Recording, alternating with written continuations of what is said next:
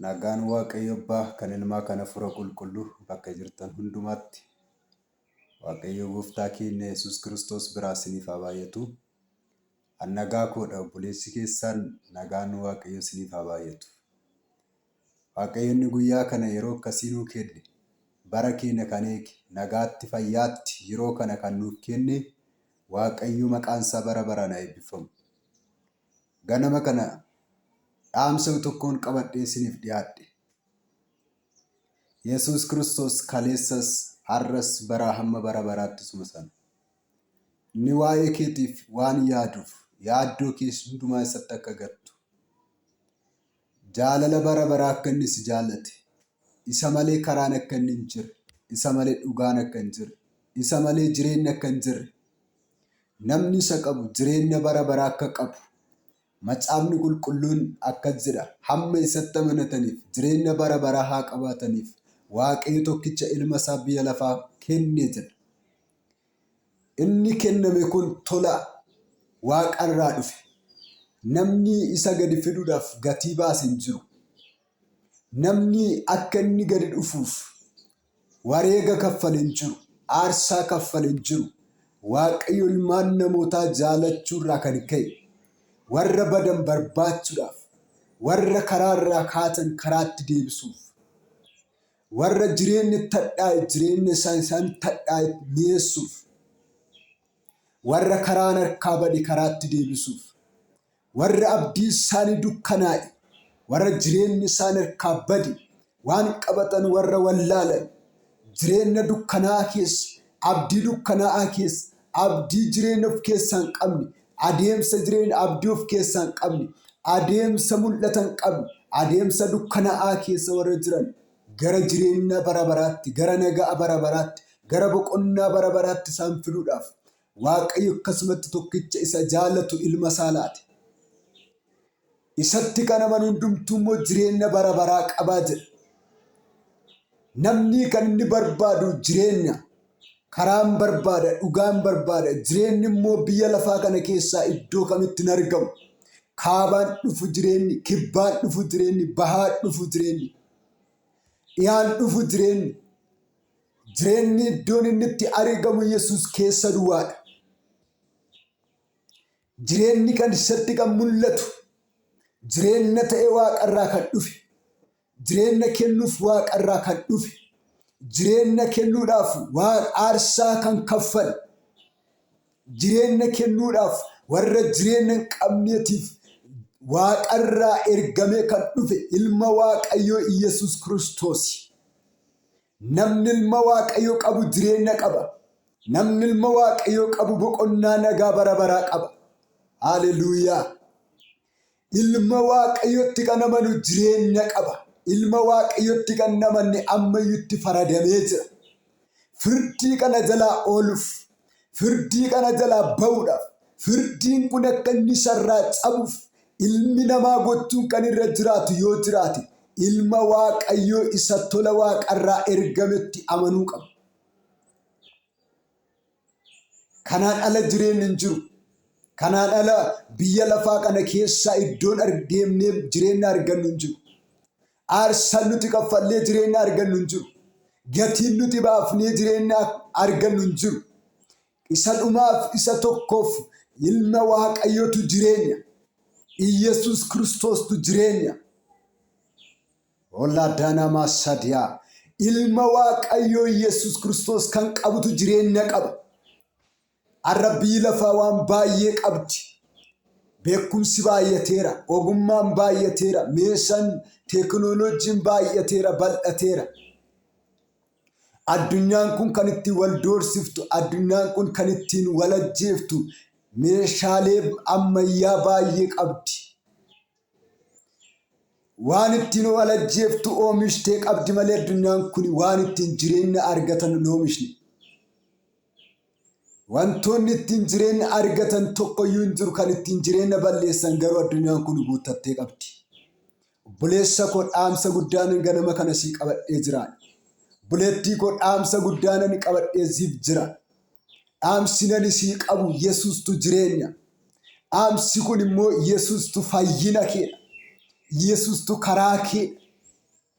karaa jireenya bara baraatti ittiin galtu, karaa nagaa bara baraattiin argattu, karaa boqonnaa bara baraattiin argattu, karaa ba'aanis ni sitti ulfaate ittiin sirraa fuudhamu.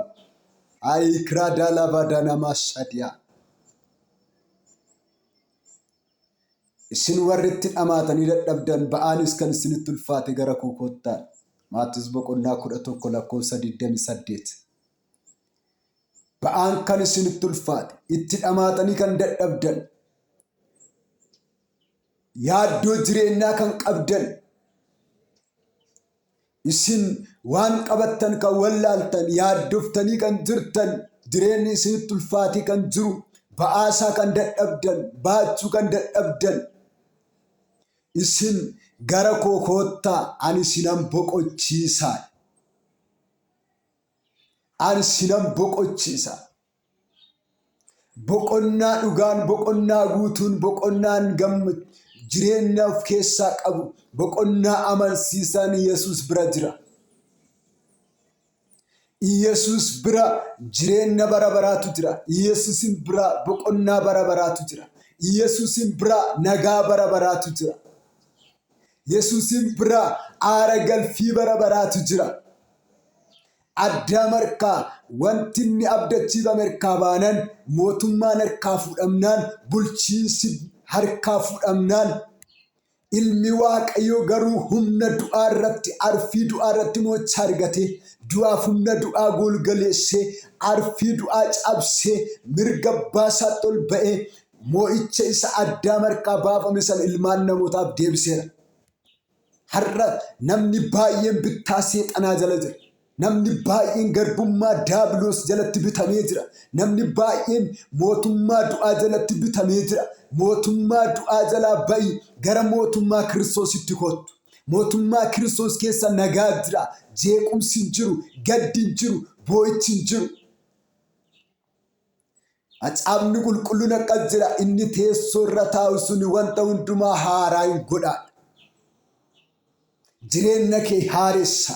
Nagaa kee hin haaressa, gammachuu kee hin haaressa, abdii kee hin haaressa, waan dhabde guutuu hin argatta. Amma gara Yesuusitti si waama obboleessa ko. Yesuustu jireenya, Yesuustu karaadha, Yesuustu dhugaadha. Wangeela Yohaannis boqonnaa 14:6 sagalee Waaqayyoo akkas jedha. Ani karaadha, ani dhugaadha, ani jireenyaadha. Jireenyi Yesuus duwwaadha. Karaan Yesuus duwwaadha. Dhugaan Yesuus duwwaadha. Dhugaa argachuu yoo barbaadde, jireenyatti jiraachuu yoo barbaadde, karaa argachuu yoo barbaadde gara jireenya bara baraatti kan si geessu Yesuusitti amani. Yesuusitti kan amanu jireenya bara baraa qaba. Yesuusitti kan amanu boqonnaa bara baraa qaba. Yesuusitti kan amanu nagaa bara baraa qaba. Gaddi mana isaarraa, gaddi jireenya isaarraa, gaddi ilkaan qaruun bara isaarraa hin fuudhama. Yesuusitti amanadhu. Inni karaadha, inni dhugaadha, inni jireenya. Yesuusitti amanadhu. Inni karaadha, inni dhugaadha, inni jireenya. Inni gara mirga abbaa isaatti ol si fiduudhaaf humna kan qabudha. Hojii ergamootaa boqonnaa 1:10 kaaftaniis yeroo laaltan, bartoonni isaa abdiin isaaniif dubbate sana ergatti dubbate booddee gooftaan keenya Yesuus Kiristoos duumessaan butamee gara mirga Waaqayyootti otoo ol ba'u argan. Ergamoonni Waaqayyoo Waaqarraa mul'atanii akkasittiin jedhan, isin yaa warra Galiilaa maaliif dhaabbattanii Waaqa keessa ol ilaaltu? Yesuus inni amma ol ba'uu isaa argitan kun akkuma kanatti ulfina guddaadhaan deebi'ee hin dhufa. Jireenya inni ta'e Yesuus deebi'ee hin dhufa. Nagaa inni ta'e Yesuus deebi'ee hin dhufa. Addunyaa kanaaf nagaa inni ta'e, boqonnaa inni fiduu danda'u, warra simataniif, warra isa amanataniif, warra gara isaa dhufaniif nagaa guutuu kan kennu, boqonnaa guutuu kan kennu, gammachuu guutuu hin darbine kan kennu Yesuus Waaqarraa deebi'ee hin dhufa. Yeroo sana isa wajjin hin jiraanna. abdiin keenya Yesuus deebi'ee hin dhufa. Nagaan keenya Yesuus deebi'ee hin dhufa. Haleluuyaa. Hin dhufa Yesuus. Hin dhufa Yesuus. Waaqarraa deebi'ee dhufa. Jireenya inni ta'e hin dhufa Yesuus waaqarraa. Biyya lafaa kana keessatti rakkachuu dandeessa, qoramuu dandeessa. Lolli sitti baay'achuu danda'a, gidiraa baay'ee baachuu dandeessa, daddarbatamuu dandeessa, waan baay'ee si marsuu danda'a. Kallattii adda addaatiin wantoota baay'ee dhabuu dandeessa, waan si barbaachisu dhabuu dandeessa. Haa ta'uyyuu malee dhaamsa tokko sii qaba. Ati Kiristoosin dhuunfaa kee godhattee kan fudhatte rakkina biyya lafaa, qorumsa biyya lafaa kana keessatti obsi, jabaadhu. Abdiin kee Yesuus hin dhufa. Roomaa 8:8 irratti rakkinni nunni amma yeroodhaaf baannu kun ulfina isa dhufuudhaaf jiru wajjin wal bukkee qabamuu hin danda'u. Rakkinni sirra gahe, qorumsi sirra gahe, gidiraan ati dabarsite, wallaansota amma keessa jirtu, dhabii amma ati keessa jirtu, wanta amma ati keessa jirtu kuni wanta amma sii dhufuudhaaf jiru fuula kee dura isa si eeggatu, abdii fuula kee dura jiru, jireenya fuula kee dura jiru sana wajjin waliin madaalu. Waliin madaalu.